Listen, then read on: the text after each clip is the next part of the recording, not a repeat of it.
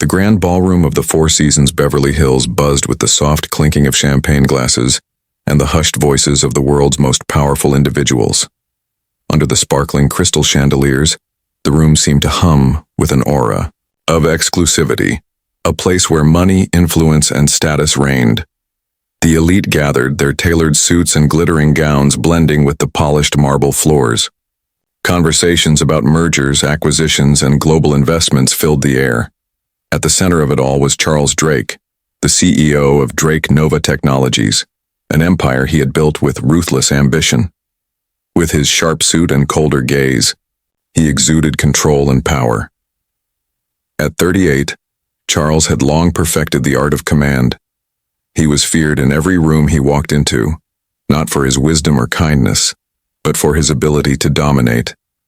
The world was his chessboard, and everyone in it, the employees, the servants, the waitstaff, were merely pawns in his game. His wealth and status made him untouchable, or so he believed. But there was one person in this room that Charles Drake did not understand, nor did he care to. Naomi Ellis, 26, moved silently between the guests, her presence unnoticed by most.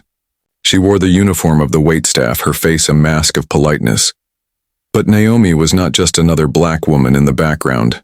She had lived a life of resilience, not by choice but out of necessity. She had fought for every inch of her life, from the death of her mother to the challenges of raising a disabled brother on her own. Her dreams had been overshadowed by the weight of her responsibilities, but Naomi never let the world see her struggle. Her shift at the Four Seasons wasn't out of necessity. It was a choice. Naomi wasn't just working the elite floor to make ends meet.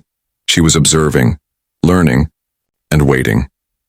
She knew the power dynamics, the way people of wealth and influence treated those they deemed beneath them. She knew how they spoke to the servers, the ones they didn't see as human, just invisible, essential parts of their world. But Naomi wasn't just another black woman behind a tray. She was Elliot Strauss's daughter, a billionaire investor, adopted at 7, raised to be something different.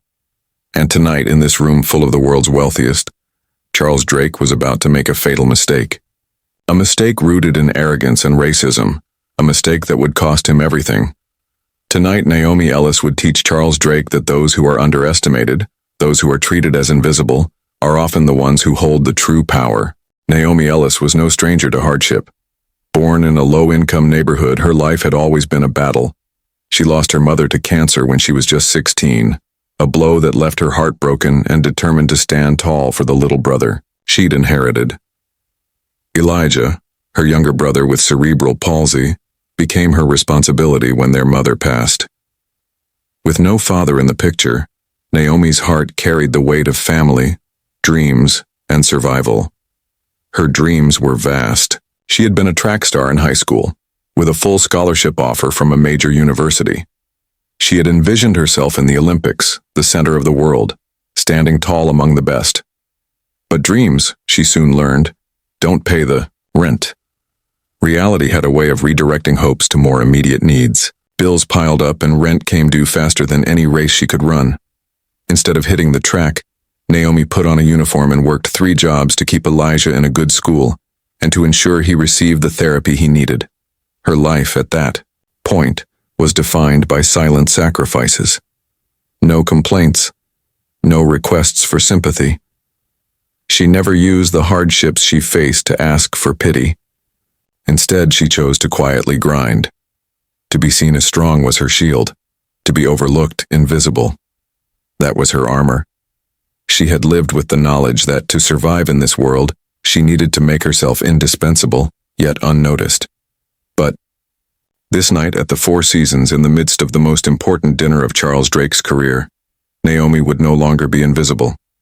Charles Drake, on the other hand, was a man shaped by a different reality, a reality built on control, dominance, and ego. At 38, Charles was the CEO of Drake Nova Technologies, a multi-billion-dollar tech empire. He had carved out his place at the top by stepping on anyone who dared get in his way. He wasn't interested in compassion, empathy, or the human elements of life. To him, everything and everyone was a tool to be used, tools that either worked for him or were discarded. His success was not driven by the fear of failure, but the certainty that no one, especially the so-called help, could challenge him. Charles had never thought twice about those who worked for him. They were faceless, nameless people who existed only to serve him. In his world, there was no need for gratitude or acknowledgement. It wasn't that he didn't care.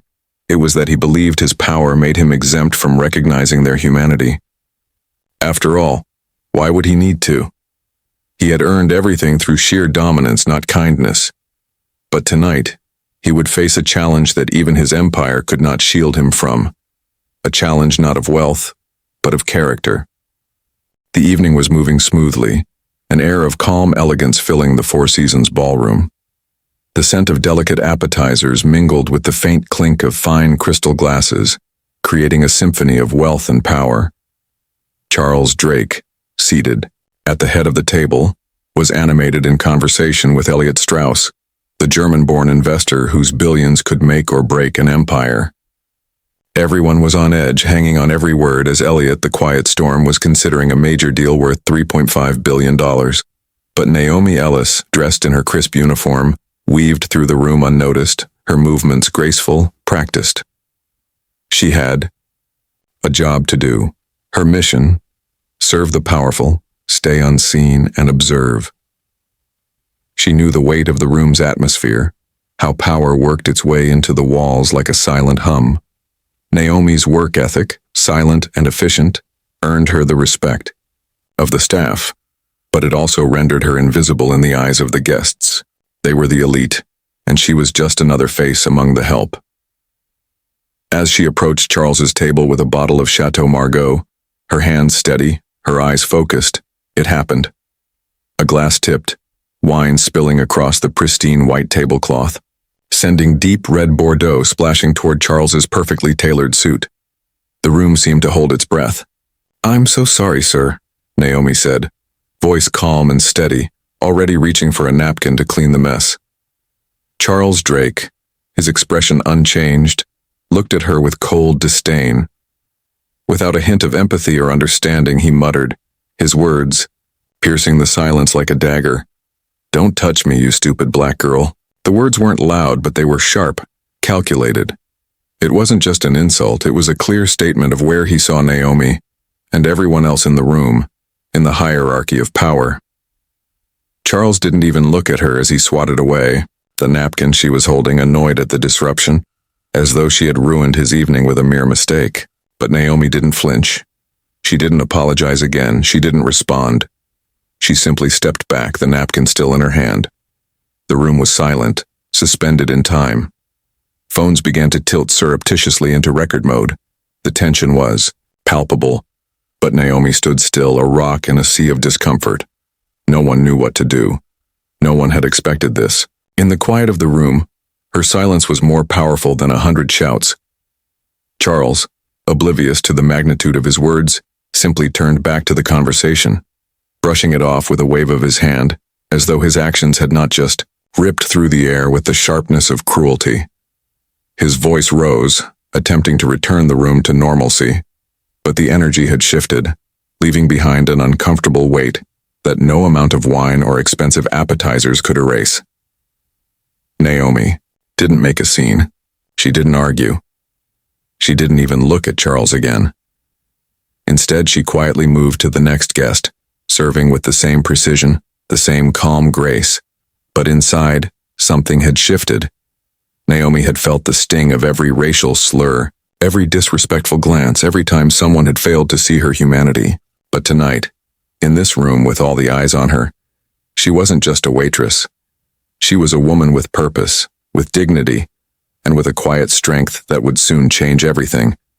And yet, Charles Drake, oblivious and arrogant, had no idea that in this moment his empire had already begun to crumble. The real impact of his words was not on Naomi. It was on the perception of him, and of the very nature of power he believed he had mastered. He had insulted the wrong person. After the insult, the silence in the room was thick, as if the air itself was holding its breath. Naomi, in her quiet dignity, moved through the next few minutes as though the incident had never happened. She didn't glance back at Charles or acknowledge the awkward stares of the guests. She continued her task with the precision and grace that came from years of experience in this world of glitz and gold, a world that had often overlooked her, but now, unexpectedly, seemed to be pausing for a moment of reckoning. Across the table, Elliot Strauss, a man whose reputation for quiet power spoke louder than any words, remained utterly still. His eyes, sharp and knowing, had been fixed on Charles from the moment the insult had left his lips. Charles, for all his bravado, was oblivious to the shift in the room. He laughed awkwardly, attempting to fill the space with shallow confidence, but his attempts were empty, like hollow words floating in a vacuum.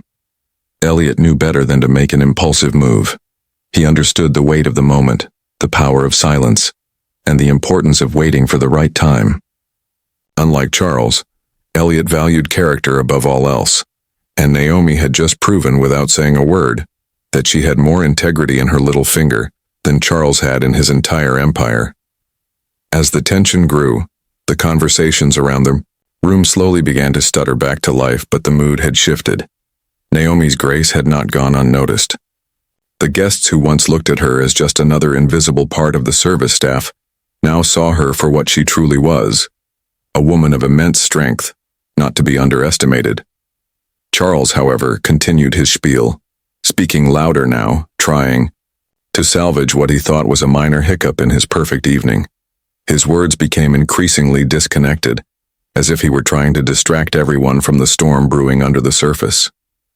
His tone became more forceful, as he leaned in closer to Elliot, discussing the numbers of the deal in an attempt to regain control. But Elliot was no longer listening to Charles's business talk. He had already made up his mind. Elliot stood, up slowly, the sound of his chair scraping against the floor barely audible over the strained conversation. His movement alone commanded the attention of the room. Guests paused mid-conversation, their eyes following him. Even the waitstaff who had been moving through the room stopped in their tracks, sensing that something far more important was about to unfold. "Mr. Drake," Elliot said, his voice calm, almost gentle, but there was no mistaking the authority behind it. "Before we continue, I believe there's someone important you need to meet properly." Charles blinked, momentarily confused. He looked around the room as if expecting someone else to stand, maybe a VP or one of his legal team members, but Elliot's gaze had shifted to the back of the room, to Naomi. Naomi stepped forward, her posture impeccable, her eyes steady. She wasn't holding a tray or wearing a badge that marked her as part of the service team. No. Tonight she was standing not as an employee, but as a woman who had been wronged, who had been insulted in front of everyone and yet had chosen not to retaliate. Instead, she stood there, her presence so powerful that the room seemed to tremble with the weight of her dignity. "This," Elliot said, resting a hand gently on Naomi's shoulder, "is Naomi Ellis, my daughter." The room went completely still. It was a moment frozen in time, the kind that happens only once when everything changes in an instant. Naomi had always kept her connection to Elliot a secret. She had worked at the Four Seasons because she wanted to understand the people who held power, who walked through life treating others like pieces in a game. She didn't need the job. She didn't even need the money. She had watched for years, observed how the wealthy and the powerful treated those they considered beneath them, and now here, in this moment, she was being seen not as a servant but as someone of value. Elliot's voice, low and unshakable, filled the silence. Naomi was adopted when she was 7. She chose to keep her birth name, but make no mistake, she is my daughter, and I am every bit her father. The room was stunned. Phones froze mid-swipe, glasses paused in mid-air, and the once polite murmurs of the guests turned into a collective, hushed understanding. Charles, his confidence now shattered, looked around the room, his face pale, his arrogance crumbling as the realization hit him like a ton of bricks. The girl he had dismissed as a stupid black girl was not just someone to be looked down upon. She was the daughter of the man who could decide his future. "Naomi has been working here not because she needed the income," Elliot continued, his words cutting through the tension, "but because she wanted to see how people in power treat those they believe are beneath them. Tonight, you all witnessed exactly that." The words hung in the air, heavy with meaning. Naomi stood tall, not in triumph, but in a quiet, unshakable truth. She had been seen. She had been respected. And now the world would see Charles Drake for what he truly was. The silence in the room was deafening, and in that silence, Charles Drake's empire began to crumble. This section reveals the moment when Naomi's true identity is unveiled. The idea focus shifts from her being an overlooked waitress to the daughter of a powerful billionaire who has been observing the treatment of the marginalized from the very place of power. This is the turning point where Charles Drake's racism is exposed, and Naomi takes her place not just in the room, but in a story that will change the power dynamics forever. The dinner continued in a strained atmosphere. The guests who had once been laughing and chatting around the table now seemed distant, their eyes flickering nervously from Charles to Naomi and back again. The tension in the room was palpable, a heavy fog that no one seemed able to escape. Charles Drake, for the first time in his life, found himself at a loss for words. His usual veneer of control, his impenetrable confidence, had cracked in front of the most powerful room of his life. He had made a grave mistake, one he couldn't hide, one that had already spread through the grapevine. Elliot Strauss, having made his point, settled back into his chair. His face remained calm, unreadable. There was no need for theatrics. The power of the moment lay in the quiet destruction of everything Charles had built, not in shouting, but in the absence of it. Charles continued to jabber about his $3.5 billion deal with Strauss, but his words were hollow. He was like a man talking into the void, desperately trying to pull himself back into the illusion of control. But he couldn't. The truth had been exposed, and it was out of his hands. The guests at the table began to shift uneasily in their seats, their discomfort turning into murmurs. Phones were pulled from pockets, not in casual glances but in earnest. People were recording, capturing everything. The dinner that was supposed to seal a lucrative deal had become a public spectacle. Naomi, having been shown the respect she deserved, simply went about her tasks. She wasn't angry. She wasn't seeking revenge. She was simply being herself, the woman who had spent years grinding in the background, quietly building her own strength. She was untouchable in this moment, and she knew it. Charles, still clinging to the remnants of his composure, tried to push forward with his presentation. He began to speak faster, more aggressively, hoping to drown out the discomfort. But the damage had been done. Elliot Strauss, who had always prided himself on his ability to read people, knew exactly what was happening. He could see it in Charles's eyes, the panic creeping in, the sweat forming on his brow. The mask had slipped and it wasn't coming back on. Elliot turned his attention to the room. "Ladies and gentlemen," he said, his voice smooth and composed, "I believe we have seen a lesson in character tonight. And sometimes the most valuable lesson is the one we learn when no one is watching." There was a pause. The weight of his words hung in the air. The room, filled with powerful men and women, had just witnessed a moment that could change the course of their business dealings, their careers, even their lives. It wasn't just about Naomi's dignity. It was about how they all treated those they thought were beneath them. And for the first time, they saw someone they'd underestimated stand tall, not out of defiance, but out of quiet strength. Charles was floundering. He glanced at his assistant, who looked just as lost as he did. The situation was rapidly slipping out of his control. Elliot's gaze remained calm, but Naomi's presence beside him felt like a quiet storm, one that was starting to wash over everything in its path. The ripple effect started in that room and spread quickly. Charles had made his wealth and reputation by controlling others, by using power to intimidate and manipulate. But tonight, power had shifted in the most unexpected of ways. It wasn't in the wealth of the room or the shiny suits. It was in the quiet grace of Naomi Ellis, a woman who had been dismissed as just a waitress.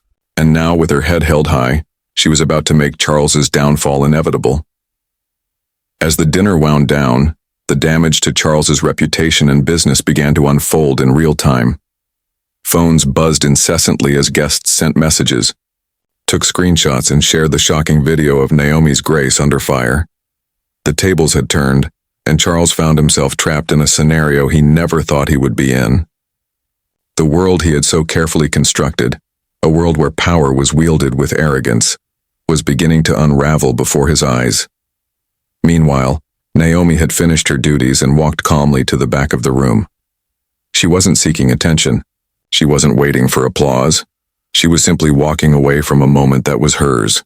In the course of a single dinner, she had exposed the truth about Charles Drake and his empire. She had shown what true strength looked like. Charles remained seated, his jaw clenched, his mind spinning as the phone calls began to flood in. Investors, board members, partners, they all wanted answers.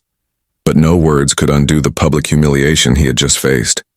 The way he had treated Naomi, thinking she was just another tool for his amusement, had now become his downfall. Elliot Strauss had already made his decision. He didn't need to say anything more to Charles. He knew that the deal was over. The power dynamics had shifted irrevocably. The room was still buzzing, but it wasn't about the $3.5 billion acquisition anymore. It was about what had just transpired and how Charles Drake's actions had revealed the cracks in his carefully built facade. By the time the dessert was served, no one was in the mood to eat. Phones lit up with breaking news alerts. Social media exploded with reactions to the viral video. The world was watching, and Charles Drake's empire was crumbling in real time. The fall of Charles Drake was swift and brutal. By midnight, news outlets were buzzing with breaking stories. The moment of disrespect, the words he had flung at Naomi, the way he had tried to use power as a weapon, was now front-page news.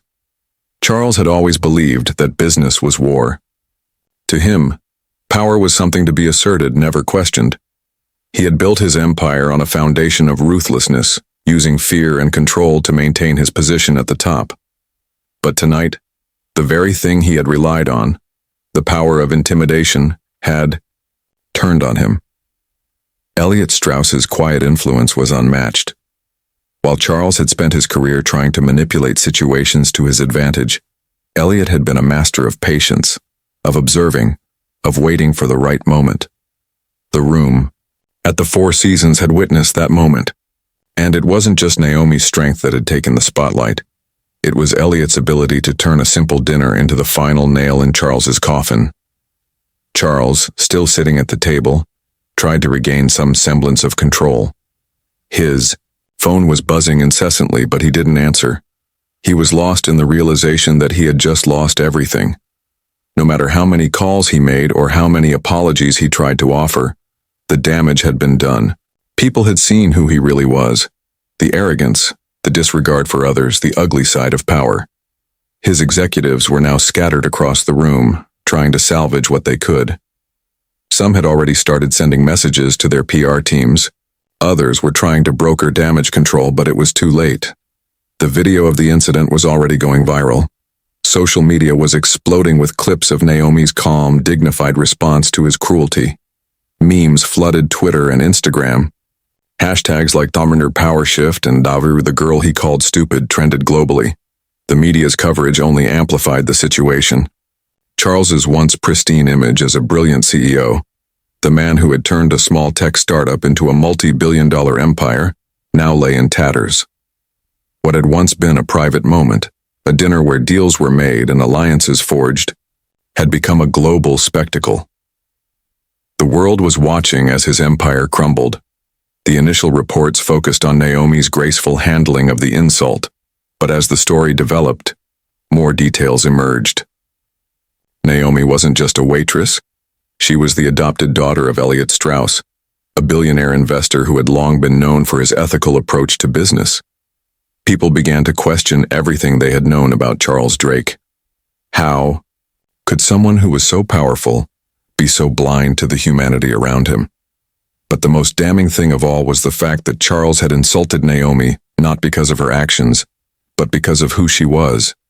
He had made her feel small, insignificant, as though she was nothing more than a servant beneath him. The irony was glaring. He had underestimated her, and now he was paying the price for it. As Charles Drake's empire fell apart, Naomi Ellis stepped into a new chapter of her life. It wasn't the first time she had been underestimated, but it would be the last. The night at the Four Seasons had changed everything for her. The phone calls Naomi received after the incident were overwhelming. The viral video of her quiet strength had captured the attention of people across the globe. The public had witnessed something powerful that night. A woman, a black woman, who had been disrespected by someone in a position of power, yet stood tall and dignified. The world had seen the truth, and they were moved by it. Elliot Strauss had known for years that Naomi was capable of so much more than what she had been given. He had always offered her opportunities, but Naomi had chosen to stay behind the scenes, to observe, to learn.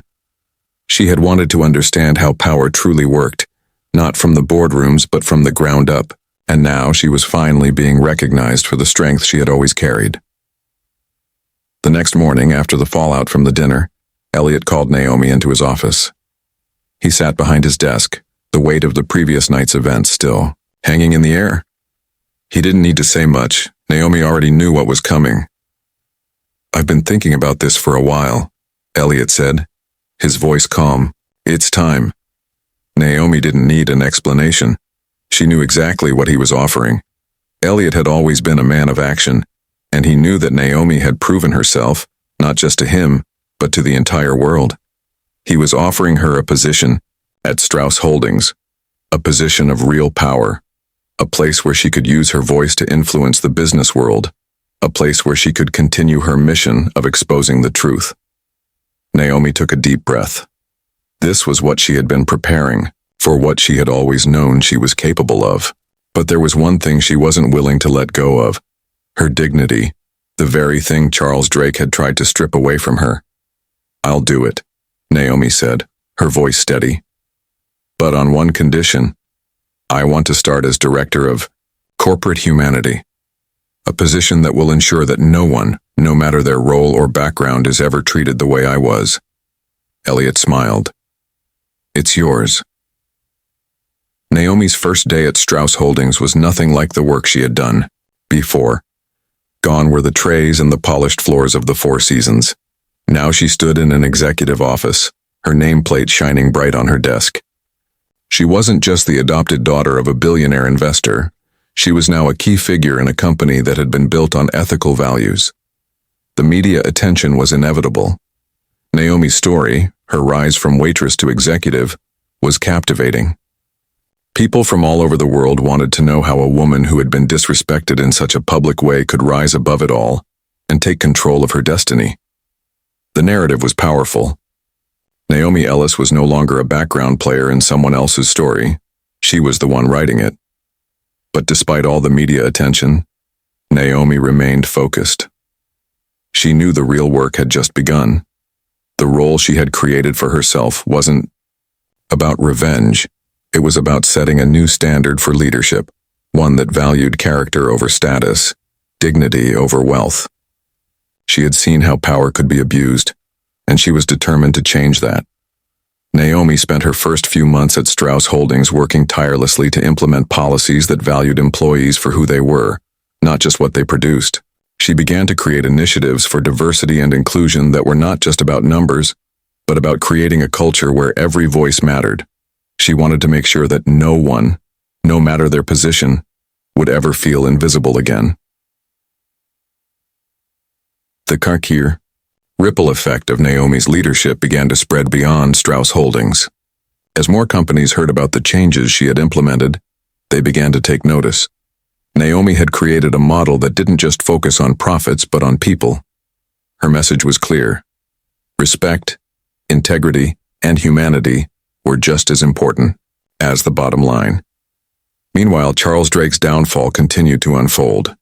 The tech world had watched his arrogance lead to his destruction. His company, Drake Nova Technologies, had become a cautionary tale, a story of how unchecked power and disrespect for others could lead to a rapid collapse. Charles had lost everything: his deal, his reputation, and his company. Months later, Naomi stood before a group of young professionals at an industry conference. Her message was simple but powerful. "Leadership isn't about titles," she said. "It's about the choices you make when no one is watching.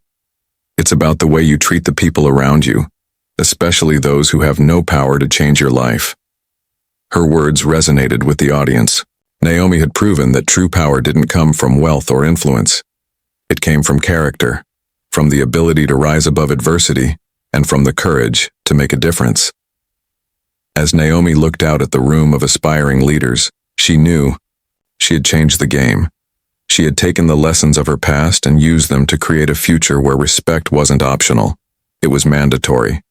She had found her place not just in the boardroom, but in the world, and that was only the beginning.